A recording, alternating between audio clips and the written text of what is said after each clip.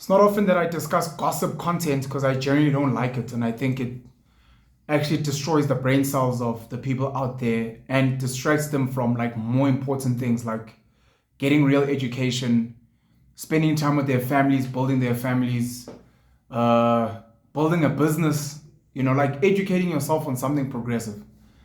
But every now and then I make videos that are around trending topics and gossip because I feel there's an educational element. I remember doing videos on the passing of the late Ricky Rick and his partner. I think her name is Bianca Naidu. I hope I'm not incorrect there.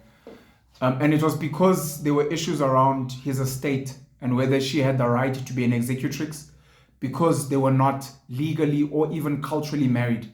So there was something to be learned there. I once did a video on Umbalenhle Mlotshwa and black coffee at the time when she was complaining about black coffee not paying the electricity bills in their home and how they were sitting in the dark.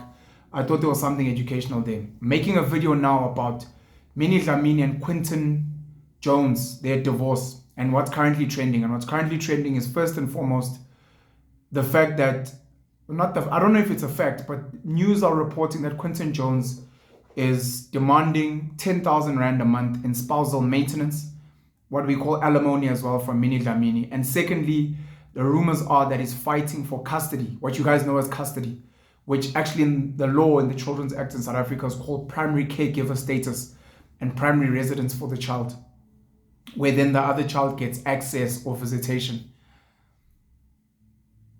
Some of the clips that are trending on social media, in particular Twitter, are being posted by This is Colbert. Colbert normally shares a lot of our clips from our podcasts and trending news, etc. They're going all the way back to Podcast and Chill when Mac G, Soul Ghost Lady, was speaking about how no one in their right mind would ever marry an it girl. And it was inspired by Slick Talk making a video about Minnie Dlamini, etc., etc. And Abu Mac G were basically like, the things that we know in the industry about it girls will scare you because these girls are just after money and fame and they will do anything. They will sleep with whoever for certain gigs, to MC, to present, to get into certain spaces. They use Minnie Dlamini as an example. They use Uboy Titulo as an example. And it's been quite sad over time that, not that they've been proven factually correct, but the way that some of these women have moved has left like not the greatest taste in someone's mouth. So Minnie Dlamini and Quinton Jones got married. They had a beautiful son, I believe, Neta Makosini Jones. And they had a stunning wedding that became a Showmax special. In the same vein as Somizi Mhlongo and Mohau Mtaung got married, and they had a Showmax special. Really beautiful wedding, gay wedding for South Africans. And then it all came to shit, and there were allegations of sexual violence, I think, and abuse.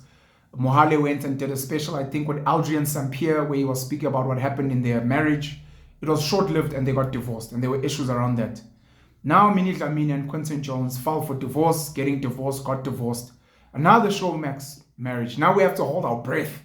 Every time someone gets married and they have a Showmax special. Minnie Dlamini has gone on platforms to speak about her marriage, which has upset a few people because you're meant to treat your marriage as sacred, even if it falls apart. You can give high level, look, things didn't work out. The marriage was not what we expected it to be, etc., etc. There were rumors, of course, of Minnie Dlamini cheating, which we don't know. They've never been confirmed. But it probably could be from people that are hating on Minnie. She was seen partying at a time with Unati, who got divorced from Bad Boy T. And again, it's just the way you move. People are allowed to do whatever they want, live however they want. It's their life. It's their prerogative. The reason why so many people, especially men, get upset is because you move and you live a certain way and you say certain things and then you change and you expect the rest of us to change with you. When you decide as a woman who's dated people, who's lived this glamorous, famous celebrity life, who said whatever they want to say, you decide, I want to be Umakoti today. I want you guys to respect me. I'm now getting married. I'm now someone's wife. I'm now a mother. Okay, sis. And then you change again and you go back to being outspoken, live as I want. Now, people are going to be like, but there's no consistency here, and it's difficult for us to respect that, number one. Number two, if you're living your life in the public eye, and we're seeing you dating, getting married, going on vacations, we are going to have an opinion. If you're going to be out there dating Itumeleng Khune, and there are rumors of Itumeleng Khune was demanded 1 million rand to marry you, and then you're going to say things like, but I wasn't ready to get married, I was too young, I wanted to live my life. What does live your life look like? What does it mean?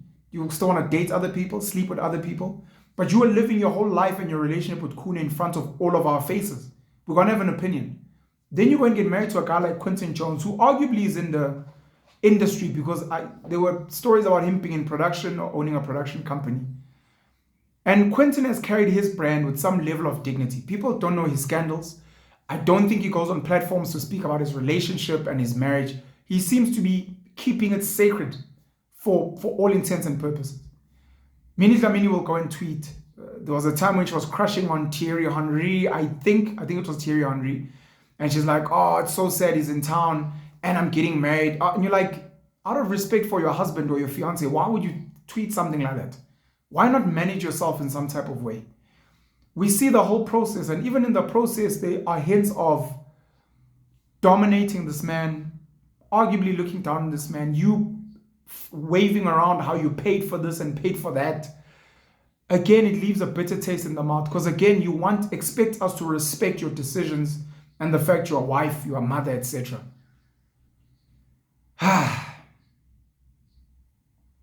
So a lot of guys are very bitter and angry just about women in general because of the women empowerment movement, the feminism movement, which was hijacked and has been used mostly for destruction today, and not so much to, in a very clean and noble way, fight for the rights, the equal rights of women, especially in the workplace.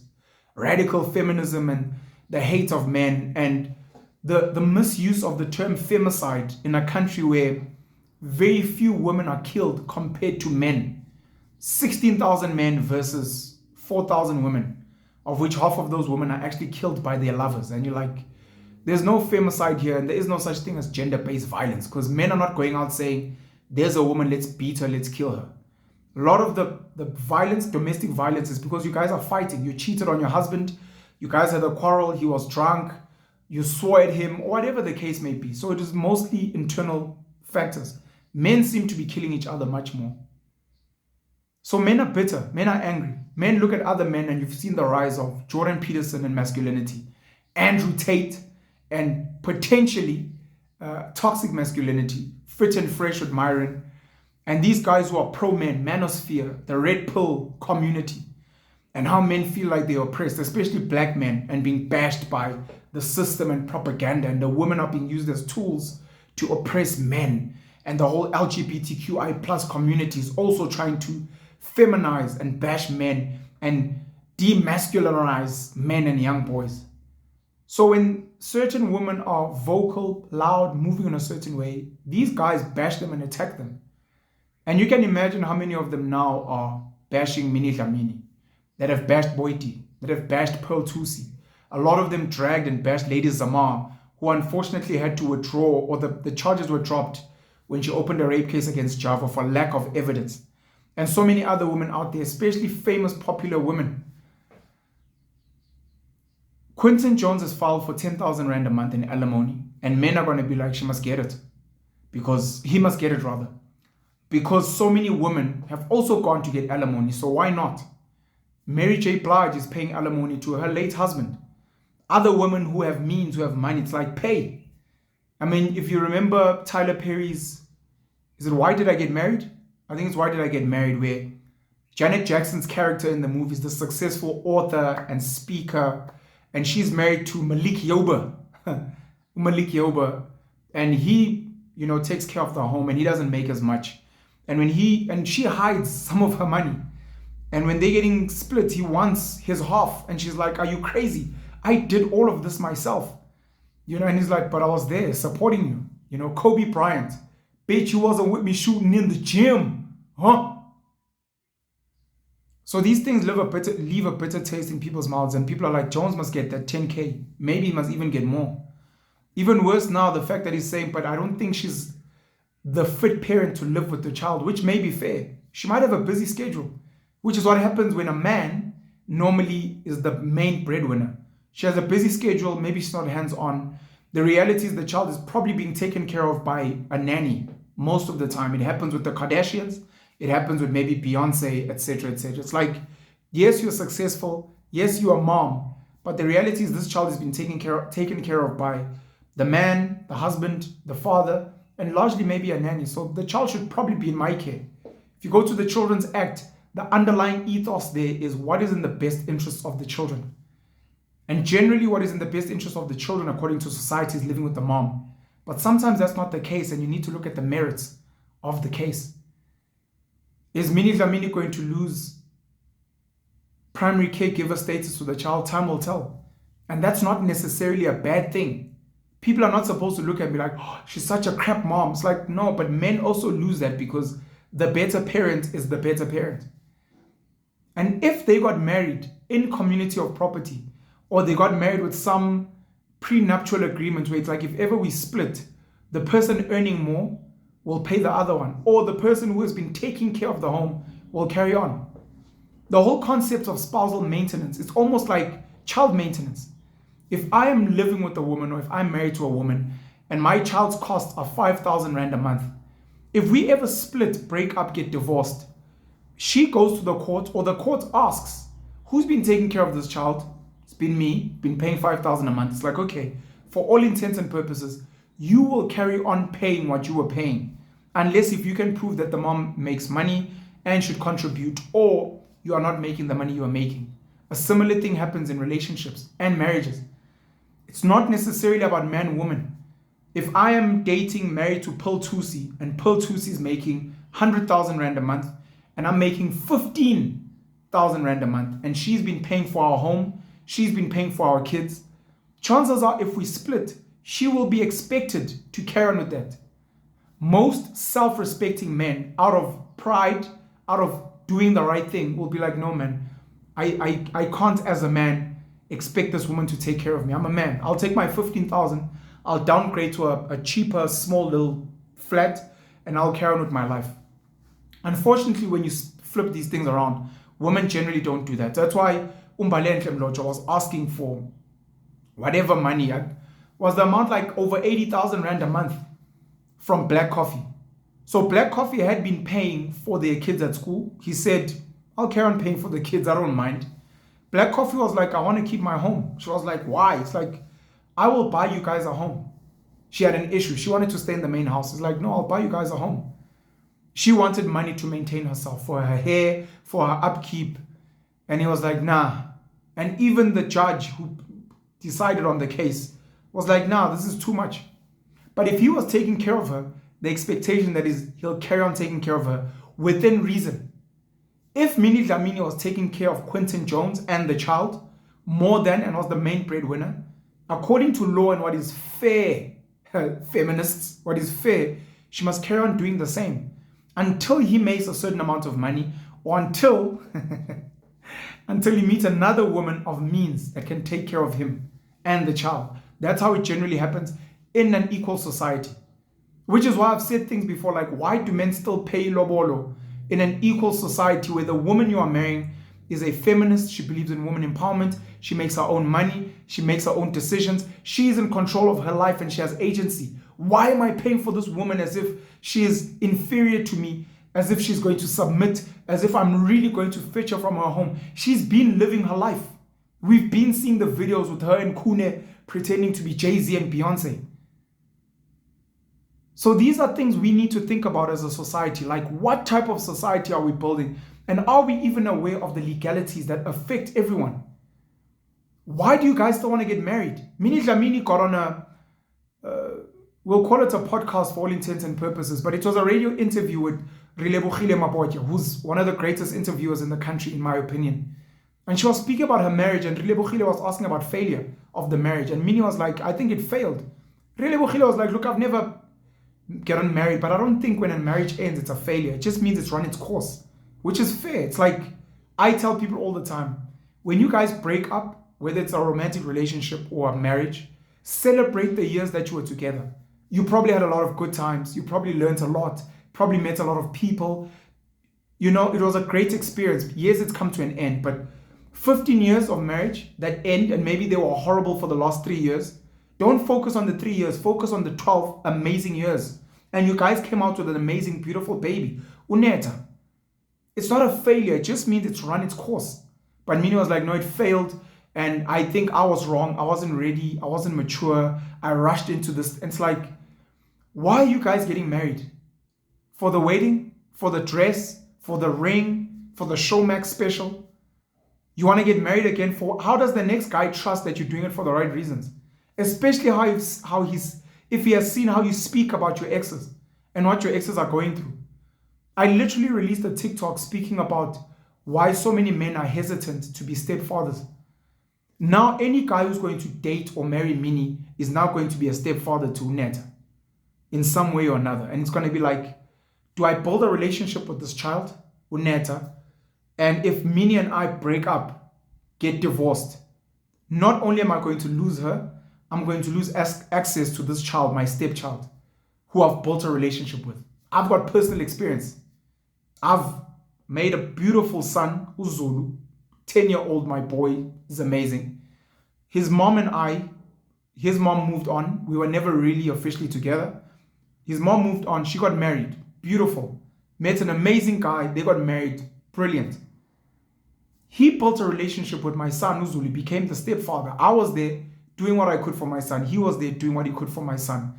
As soon as him and the mom broke up, got divorced, split, she also cut access to the boy. And one of the conversations I had with him was this guy saying, I feel really sad for the boy because I can imagine how much it hurt him not having access to his biological father and having his biological father fight for him. And now, secondly, he's now losing his stepfather. He might think in his head, why do I keep losing good men in my life? What is wrong with me? And he's losing positive, strong male role models. Now, the next guy who wants to date a Minnie has to think about that. Am I going to be the next Quinton Jones where all slick talk are going to call me a simp? Why are you dating Minnie Dlamini? We've seen who she's been with in the streets. We know she's an it girl. We know she's about money. She's going to go on podcasts and radio interviews. She's probably going to talk shit about you, bro. And now you're also going to build a relationship with the kid and she's going to cut you off later. You're probably going to have to take care of this kid. Quinton Jones is going to be coming in and out of the picture. And she's always going to be seen as an Itumeleng Kune ex. Like, do you love yourself, bro? But now, obviously, part of the conversation is, do we do the same to men? Does Itumeleng Kune get the same heat? He's an ex, Yamini Dlamini. Do people look at him like, oh, look at Kune, he's Minnie's ex? Or like, do we believe in gender equality? Or do we actually really still believe in traditional values? Are we actually saying, look, women must preserve themselves as much as possible? They must try and get married as virgins or with a very low body count. With men, you are a man. We give you double standards, different value system. You can sleep with a lot of women as long as you have a lot of money, you're good looking, and you're able to take care of your family. Is that what we're saying? Why are we still paying ilobolo in a society where a lot of these black girls are not living cultural lives? Ilobolo is a cultural practice. But has this girl been groomed to be a maiden? Has she been groomed to be a wife? Has she been groomed to be a mother? Is she ready to submit to her husband so that lelobolo makes sense? When the families meet and they discuss, I mean, Somizi and Mohale had to have a similar conversation. Why am I paying ilobolo? It's a male marriage. It's two men. Is the one paying ilobolo because he's older? Is he paying ilobolo because he's got more money? What happens in a situation where the woman's making a lot of money? Should the woman be paying ilobolo for the man? We had a situation where Wabantu marrying a young boy, and she was saying, I don't know if she married him or they were just dating, but she was saying she's willing to pay ilobolo. And they split, and she was sour. She was angry, and this guy carried on with his life. And she was bitter, and it was almost like that thing of Uzwoto Wabantu was the man in the relationship, and this boy was the girl, which was a similar thing with Usomize and Umuhale. Women still want to make their decisions. They want to have agency. They want to live their lives. Why are we still getting married? And what type of prenuptial agreements are we getting into? Does it make sense? Now there's a child involved. What happens to the child? People want to speak polygyny, where a man has more than one wife. People want to speak polyandry, where a woman has more than one husband. Should women who earn a lot of money, who are leaders in society, I mean, Minnie Dlamini is a leader. She's a voice. She's intelligent. She's known. She has influence. Should women like her be given male status? She should be allowed to go and mac on a man. Should be allowed to get on her knee and say, I would like to marry you. She should be allowed to be like, I'm buying a home for us, for our family. She should be allowed to be like, I will take care of you. And the day they get divorced, she's like, I will carry on paying alimony because, I mean, you're my partner and I'm the breadwinner. I'm the person that makes the money in the relationship or in the marriage. We need to have these conversations because marriages and divorces like Minnie Dlamini and Quinton Jones can teach a lot of young people how to move. And a lot of young girls who idolize these it girls, these celebrity women, they need to really take a step back and be like, do I want to live like this? Or do I want a different way? And if I want a different way, who are the role models? Nomzamo Mbata, is she a role model? I think she's dated Meps Maponyane and she's dated Ukaya Mthethwa. According to what we know, she's still a virgin. But she's got a track record of exes. So the guy who marries her has to know that you've been with Meps, you've been with Ukaya. Do I want to be with a woman who's got a track record of men that have been with her? Do I go for an unknown woman who's not in the spotlight? What happens to women in the entertainment industry? Should they maybe only date and marry other men in the entertainment industry who also have their own scandals and exes, etc.? We had a very controversial podcast with Mac G and Jub where Jub was speaking about his exes, Amanda DuPont, who opened a rape case against him, Kelly Kumalo, who's denied him access to their son Christian. Those are track records. Jub has got a track record of women, but then those women themselves, Amanda DuPont, have got track records of men they've been with. She got married or she was engaged. After this whole scandal, the engagement or the marriage broke off. Now there's going to be a new guy, maybe. Kelly Kumalo, we know her track record. Senzo Meiwa. Jub. There was, I don't know if it's Kraus, the guy that she was with. Now she's pregnant with her third child. I think she's given birth, I'm not sure. Her third child from her third baby daddy. Now when young girls sit back and sit with their moms and sit with their dads, when they watch these things, are they saying, oh my gosh, I admire Kelly Kumalo. Oh my gosh, I admire Amanda DuPont. Oh my gosh, I admire Minnie Dlamini. What life do you want? And if that's a life for you, let it be known.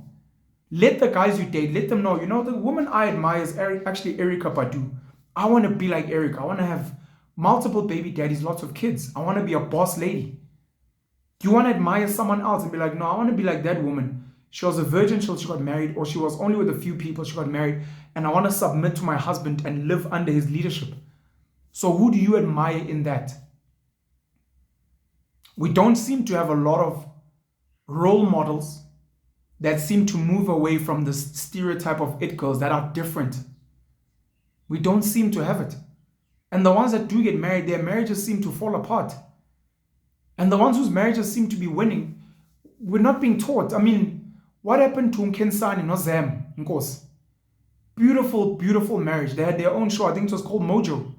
You know, they had Stone Cherry, a clothing range, an eyewear. Where are they? They might still be happily married, but they're not teaching the rest of us.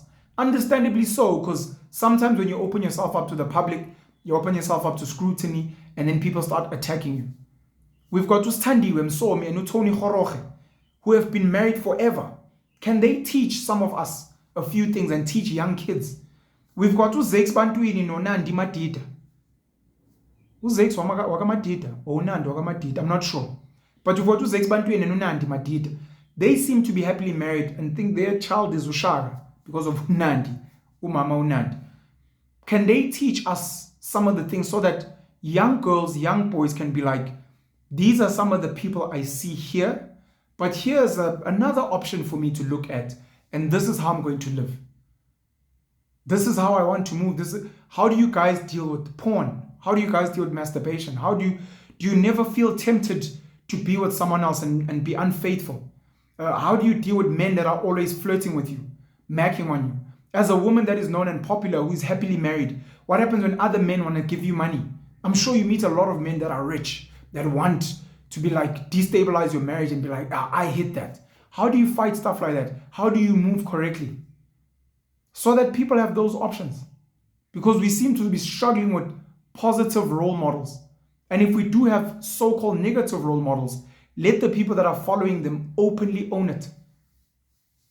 Openly own it. And let's build better societies. More open, more honest. Musam Selegu, popular polygamist. You see him openly speaking to his wives, getting their advice, taking care of his family, providing for them and his children. And saying that, look, I've got girlfriends. His wives know that he's got wives, he's got girlfriends. He wanted to bring another wife. They said they don't support it. It upset him, but we are seeing another way. He brought shows like Umna Wetu. So we get to see there's another way of living. And kids get to choose, okay, I think I want this.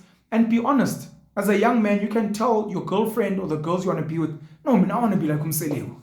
I want to have a lot of wives. I want to provide for my wives.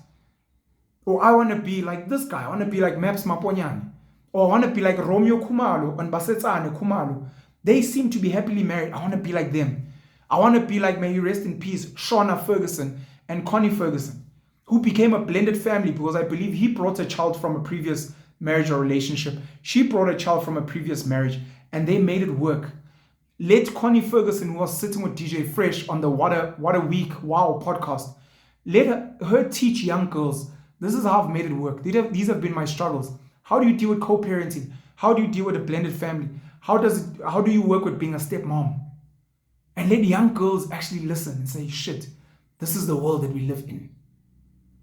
So as I said, I generally don't do gossip, trendy topics, but where I feel that there's something to be learned, I jump on it so that I can share some of my thoughts around these things because they are fundamentally important. If we want to build better societies, the cornerstone of brilliant societies is the family unit.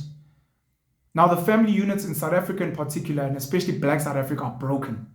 I myself am responsible for arguably what you would call broken family units. I've got 6 children, 4 mothers, struggling with access to my 1 son. Some of my kids live somewhere else. So I've got my own issues, but I am trying, even with this so-called mess, to try and make it work.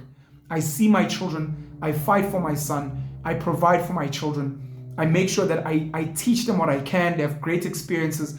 They have a loving support system from myself, my family, from their mothers, their family. If you meet my kids, they are fucking amazing. And their dad is trying to live the most honest, forthcoming life he can and say, this is me, guys. This is me. And they love me and I love them and we're happy. They can see other families out there with mom and dad and our homes like, okay, we didn't get that, but we know our dad fucking loves us to death and he does his best. We know our mom loves us to death and she's doing our best. And my father's family is amazing. And my mom's family is amazing. We just don't live in one home and they're just not married. That's all. But we have all the love and all the resources. And these conversations are meant to be, even in the mess that we find ourselves in as a society, how do we minimize the pain and try and build healthier families and healthier children? Let's co-parent. Let's have a blended family. I'm a stepmom. I'm a stepdad. This is how we're doing this. How we're doing that. And if we get married, let's get married for the right reasons. Let's be open and honest and not to make money off TV specials. And then later on when we get divorced, let's try and have healthy divorces, as healthy as possible. How do we co-parent healthily? Why are we squabbling and scratching each other and injuring the people? Should we be going for post-marriage divorce counseling so that we can co-parent healthily, so that we bring the families in, the same families that were there, discuss ilobolo, nomembeso, nomshado. Let's bring them in and see how we can make this thing work. And let this be a teachable moment. Have Minnie, Dlamini, and Quinton Jones maybe sit on podcasts and be like, shit, these are the struggles we dealt with. These were the mistakes we made. This is how we could have avoided them. So for you guys out there, consider these things. Now that we are divorced, yes, we're fighting, but these are the issues we're dealing with. The children's court. We're dealing with the divorce court. We're dealing with maintenance. We're dealing with money issues. And this is how we're going to try and resolve it. And we're going for therapy. Maybe individually, maybe together. What went wrong? How do we heal moving forward so that when we meet new partners, we are not hurting them and we're not bringing dysfunction? They must understand that we've got a child. My child has a mom. How are you going to deal with my child and the mom? When on your side, I have a child. The child has a father. How do we manage that dynamic to try and build healthier societies? Healthier societies. That's all we can do. Try our best. Pen, you hold the black pen.